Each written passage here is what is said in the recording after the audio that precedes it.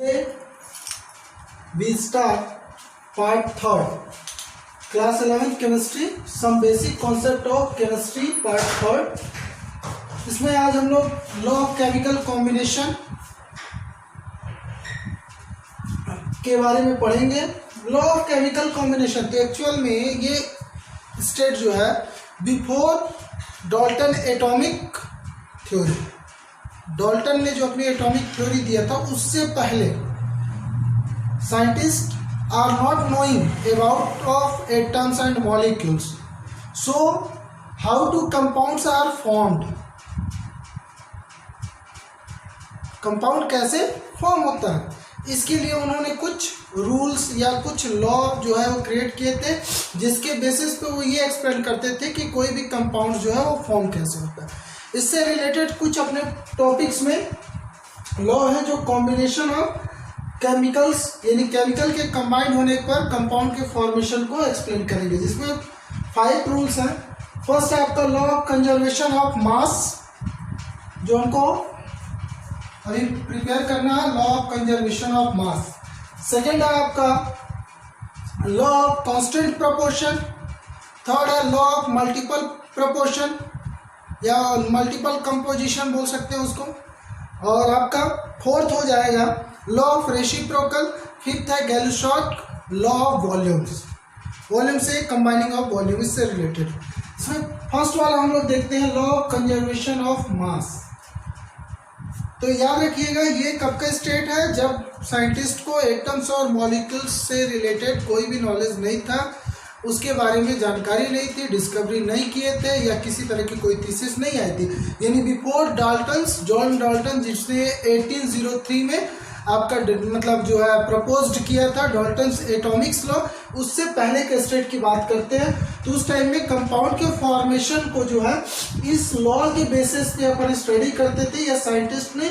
तो इसमें 5 लॉ जो है मेजर्स लॉ थे, जिसमें फर्स्ट है आपका लॉ ऑफ कंजर्वेशन ऑफ मास। यहाँ फर्स्ट वर्ड आपका आएगा कंजर्व, कंजर्वेशन।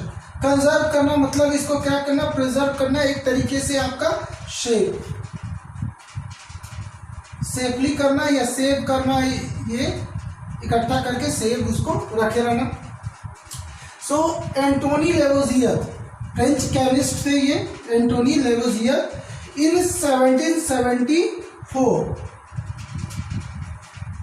1774 में इन्होंने जो है ये अपना लॉ जो है प्रपोज्ड किया। और इसके बारे में उन्होंने तो इट्स डील रिलेशन बिटवीन, इसके अकॉर्डिंग उन्होंने क्या बताया, एक्चुअल में उन्होंने रिलेशन क्रिएट किया, relation between the mass of reactant and the product. मतलब जो भी केमिकल रिएक्शन में, अब रिएक्टेंट और प्रोडक्ट आप लोग जानते होंगे। रिएक्टेंट क्या होता है, which substance are participate in any chemical reaction is known as reactant, and which substance are formed after the combining of 2 or more than 2 chemicals और केमिकल्स, इट्स कॉल्ड प्रोडक्ट। तो यहाँ पास प्रोडक्ट ये है कि 2 या 2 से अधिक केमिकल्स के आपस में मिलने से जो नया मतलब आपका सब्सटेंस फॉर्म होगा वो प्रोडक्ट हो गया।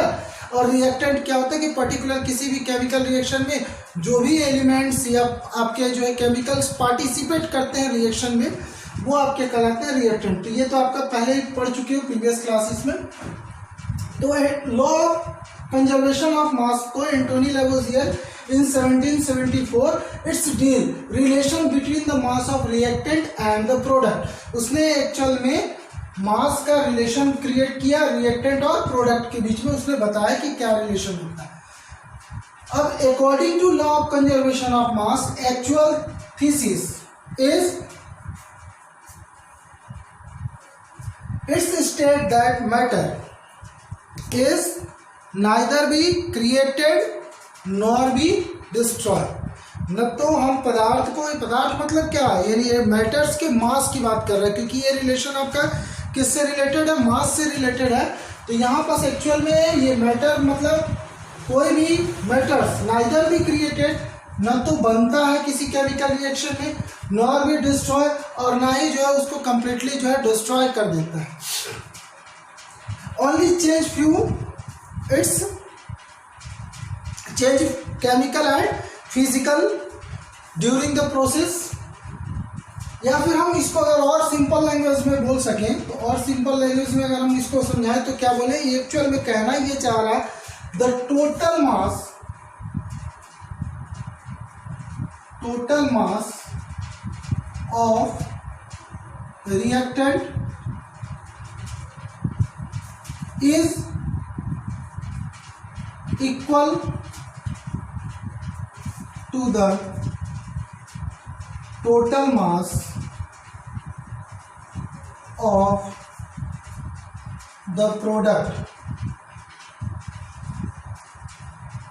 मतलब किसी भी केमिकल रिएक्शन की बात कर रहे हैं तो उसमें टोटल मास ऑफ रिएक्टेंट मतलब रिएक्शन होने से पहले जो भी सब्सटेंस थे उनका जो वेट था वो, और आफ्टर रिएक्शन जो नया प्रोडक्ट फॉर्म हो रहा उसका जो वेट है, टोटल वेट यानी मास, ये दोनों क्या होंगे, इक्वल होंगे। मतलब मास में कहीं भी कोई चेंजिंग नहीं आ रही है, ये बताना चाह रहा। तो यहाँ पास कंजर्व करना मतलब सेव करना, तो यही है आपका लॉ ऑफ कंजर्वेशन ऑफ मास। अब देखिए कोई भी रूल्स जब बनता है, यानी कोई भी साइंटिस्ट अगर रूल्स दे रहे हैं या बना रहे हैं, लॉ हो गया या रूल्स हो गया, तो उसको एक्सपेरिमेंटली प्रूव करते हैं। तो इस लॉ को एक्सपेरिमेंटली प्रूव किया लैंडल ने। लैंडल ने एक्चुअल में क्या किया, एच शेप, ये आपका H shaped apparatus we use and two aqueous solution like silver nitrate and sodium chloride fill up in this apparatus. After the filling, he wetted this apparatus, so total weight of chemicals and the apparatus both, like suppose 25 gram total weight of reactant with the apparatus। अब उसने क्या किया, इसको पहले fill up कर दिया, एक में सोडियम क्लोराइड ले लिया और एक में सिल्वर नाइट्रेट सोल्यूशन ले लिया, इन दोनों को अच्छे से वेल मिक्सड अप किया, मतलब सेक कर दिया। जब सेक किया तो ये sodium chloride NaCl react with silver nitrate 3 and it gives silver chloride white color precipitate PPT plus sodium nitrate, then again weighted the total chemicals with the apparatus, so he found the weight of after the chemical reaction is approximately equal to the before chemical reaction, the weight of before chemical reaction। मतलब उसने ये देखा कि पहले वाला chemical जब आपस में कंबाइन नहीं होता, यानी रिएक्शन नहीं किया था तब, और जब उसने केमिकल रिएक्शन कराया था, ये दोनों वेट यानी सेम अगर आते हैं, जैसा कि उसके एक्सपेरिमेंट में, लैंडल एक्सपेरिमेंट में ये आया था, तो इससे उसने क्या फाइंड किया, उसने इस लॉ का ट्रूथ, उन्हें सत्यता को प्रमाणित कर दिया अपने एक्सपेरिमेंट के थ्रू। तो एक्चुअल में उसने बताया कि reaction occurred with the weight was found to be same, so this confirm that the law is truth. अब ये तो बात हुई कि लॉ की सत्यता को प्रमाणित किया। अब इसके बाद इसकी लिमिटेशन, मतलब कहाँ तक या किस लिमिट तक या ये जो है आपका लॉ वो सही है या इसमें कुछ चेंज की जरूरत है। तो फिर साइंटिस्ट ने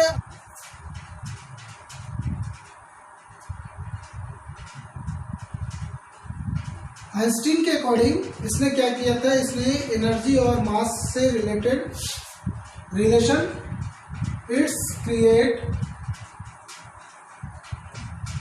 relation between mass and energy, मास और एनर्जी के बीच में इसने रिलेशन क्रिएट किया और उससे रिलेटेड एक क्वेश्चन इसने दिया, it's create relation between the mass and energy and gives Einstein equation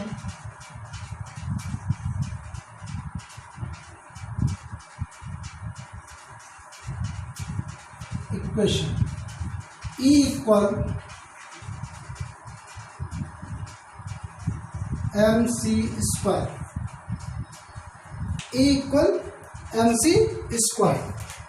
E indicate energy, M mass of substance or chemicals, and C velocity.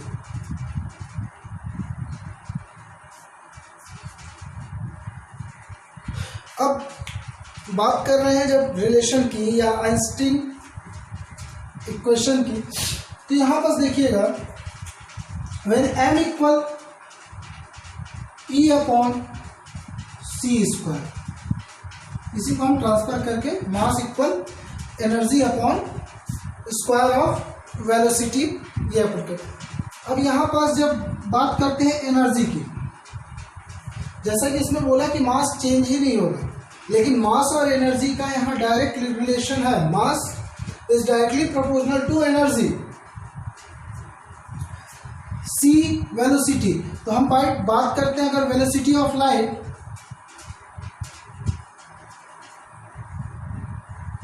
Light 3 × 10⁸ meter पर सेकेंड, मतलब हम ये बोल सकते हैं कि वेलोसिटी जो है बहुत ही ज़्यादा है, यानी स्पीड उसकी बहुत ज़्यादा है, किसकी, लाइट की। अब स्पीड को यानी हम वेलोसिटी को अगर कंपेयर करते हैं किससे, एनर्जी से, तो ऐसे केस में वेलोसिटी और एनर्जी में एनर्जी का अमाउंट बहुत कम होगा। तो हम ये बोल सकते हैं कि जैसे when energy of the order 9 × 10⁻7 kilo joule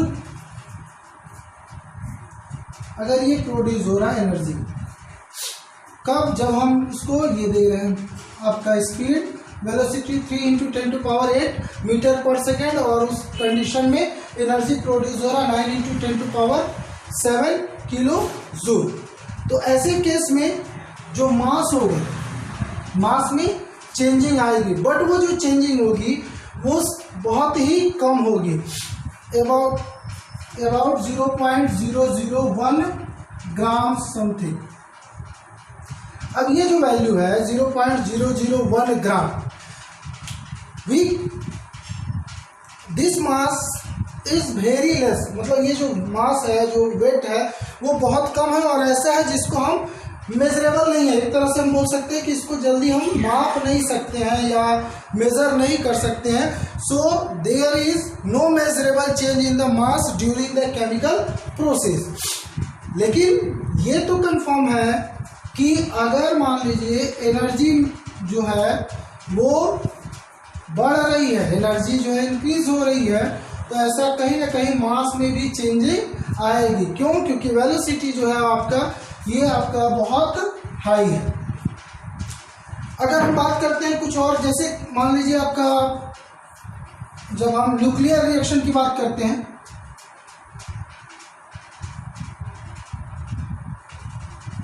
nuclear reaction, अब न्यूक्लियर रिएक्शन में जाता है आपका न्यूक्लियर फिजन होता है। तो न्यूक्लियर फिजन में क्या होता है, लार्ज अमाउंट में एनर्जी प्रोड्यूस होता है। अब लार्ज अमाउंट में जब एनर्जी प्रोड्यूस होगा, so however in the case of nuclear reaction या nuclear chemical reaction, radioactive disintegration, ये सब मेथड में अगर हम देखें तो the change in mass is quite significant. Mass बहुत कम अमाउंट में चेंज होगा, बट एनर्जी जो है वो प्रोड्यूस होगी। तो ऐसे केस में because large amount of energy is liberated, energy जो है वो कन्वर्ट होती है। और इसने जो फर्स्ट रूल अपना ये स्टेटमेंट जो दिया था इसने, उसमें केवल इसने मैटर यानी मास को रिलेट किया था कि मास जो है आपका total mass of reactant is always equal to total mass of product, तो मास की बात किया था। बट अपने को मालूम है कि मास में चेंजिंग आएगी कब, जब एनर्जी में चेंजिंग होगी, मतलब एनर्जी और मास में कहीं ना कहीं डायरेक्टली रिलेशनशिप है। ये अलग चीज है कि आपका जो मास है ये बहुत कम अमाउंट में यानी लार्ज अमाउंट में जो है चेंज होता है, यानी 0.001 ग्राम समथिंग। तो जो है मेजरेबल कंडीशन में या क्वांटिटी नहीं होती है, इसकी वजह से हम डायरेक्टली इसको बोलते हैं। तो अब इस बेसिस पे यानी जब आप इस लॉ को वेरीफाई किया गया किसके अकॉर्डिंग, आइंस्टीन इक्वेशन के अकॉर्डिंग, मतलब E = mc² के अकॉर्डिंग जब वेरीफाइड किया गया तो इसमें कुछ मॉडिफिकेशन मतलब मॉडिफाइड किया गया, कुछ चेंजिंग किया गया। तो एक्चुअल में जो मॉडिफाइड आपका लॉ बना, तो modified law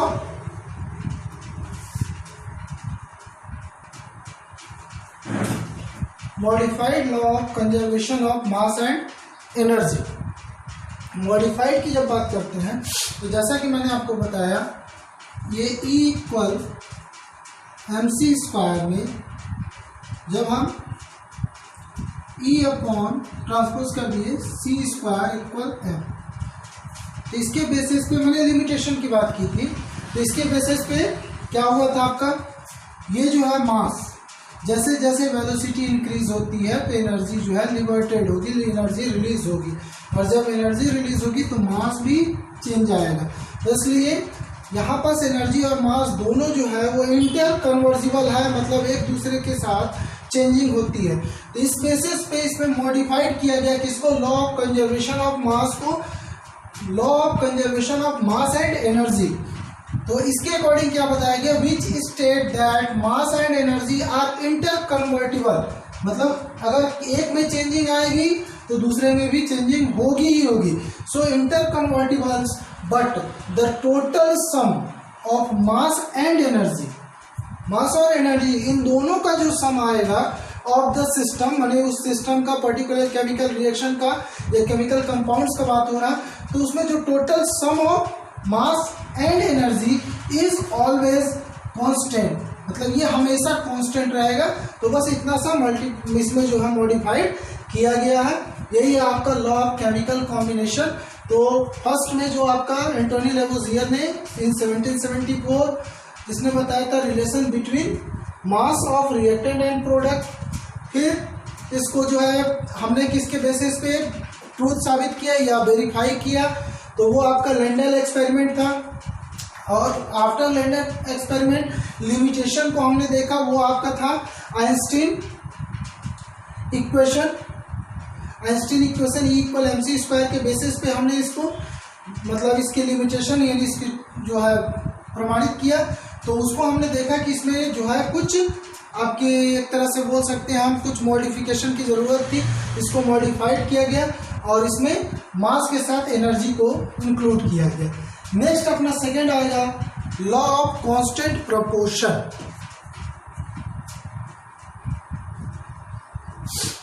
next law of constant composition और जिसको बोल सकते हैं law of constant preposition.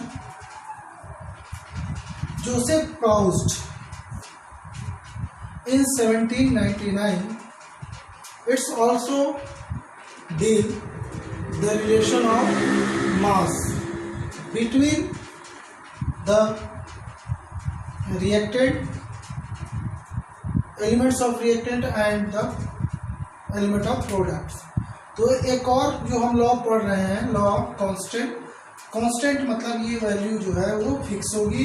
Composition मतलब ये होता है कि कोई भी एलिमेंट्स पर्टिकुलर किसी कंपाउंड के फॉर्मेशन में कौन कौन से एलिमेंट्स इन्वॉल्व हैं, which elements are involve and how many percentage of different types of elements to combine and form a new product new compound, उसको हम बोलते हैं composition. So Joseph Proust in 1799 it state that a pure chemical compound, उसने ये बोला कि कोई भी pure chemical compounds always contain same elements combined together in a fixed ratio। कि कोई भी एक प्योर आपका केमिकल कंपाउंड्स लेंगे, जैसे हमने इसको वेरीफाइड करने के लिए वाटर का बात किया। वाटर, अब वाटर के रिसोर्सेज अलग अलग हो सकते हैं, सोर्सेज हो सकते हैं अलग, आपका टैप वाटर आप ले लो या फिर रिवर, शी, पॉन्ड, लेक, कहीं का भी वाटर। बट वाटर में जो आपके एलिमेंट्स हैं ये आपके होंगे हाइड्रोजन एंड ऑक्सीजन, ठीक है। नंबर ऑफ हाइड्रोजन, तो ये number of hydrogen 2 into atomic weight या मास जिसको हम बोलते हैं, and oxygen atomic weight of mass of oxygen.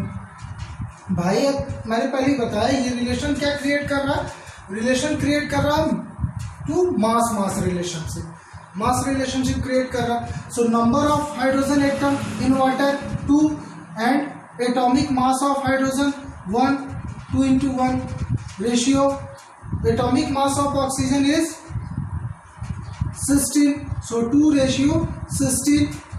Simplest ratio में कन्वर्ट करो, 2 1 जा 2 और 8 2 जा 16, सो 1 ratio 8।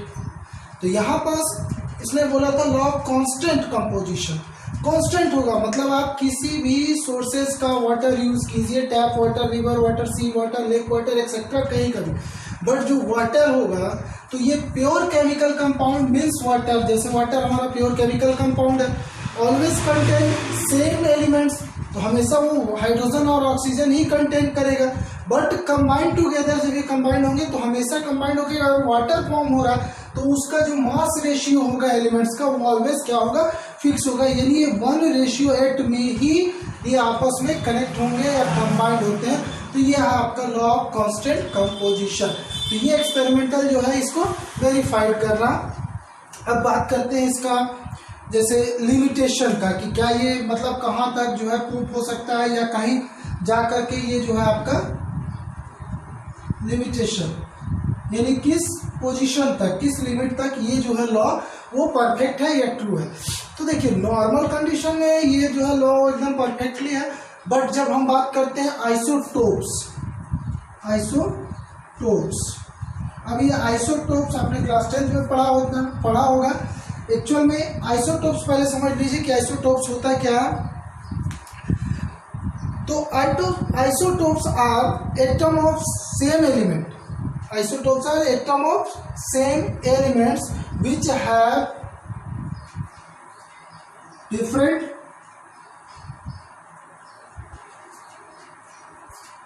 atomic mass but same atomic number।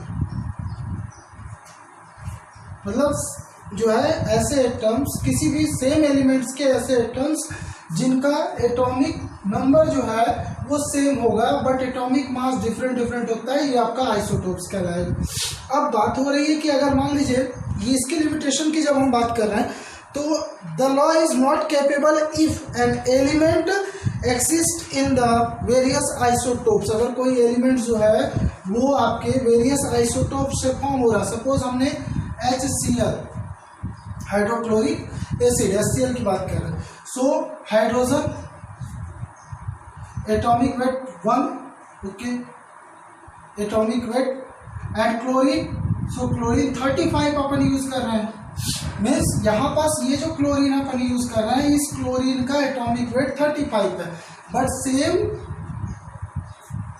Chemical compound है, hydrogen एटॉमिc weight 1, but here the chlorine, it is the isotopes of same elements which have same atomic number but different atomic mass 37, 1:37। तो यहाँ पास क्या होगा, जब हम isotope से relate करेंगे, ये आइसोटोप्स हम फॉर्म करते हैं, तो ये लॉ जो है वो केपेबल नहीं होगा। If the elements exist in the various isotopes which may be involved in the formation of same compounds, so this law is not capable. Okay, next, ये जो आपने अभी लॉ मैंने आपको पढ़ाया, law of constant composition and law of conservation of मास, इससे related numericals problem जो है मैं आपको नेक्स्ट वीडियो में प्रोवाइड करूंगा। इसको अच्छे से आप वॉच कीजिए, वीडियो को पॉइंट बाय पॉइंट देखिए कंटिन्यूसली, मैं आपको इससे रिलेटेड आगे जो भी टॉपिक्स हैं, अभी अपने 3 लॉ बचते हैं रिलेशन वाले, लॉ ऑफ केमिकल कॉम्बिनेशन के, जिसमें थर्ड आपका होगा law of multiple proportion, fourth है लॉ ऑफ रेसिप्रोकल्स, फिफ्थ है आपका law Gay Lussac law of constant combining volume. Okay guys, please watch my channels and this video and share maximum time. Okay, thank you.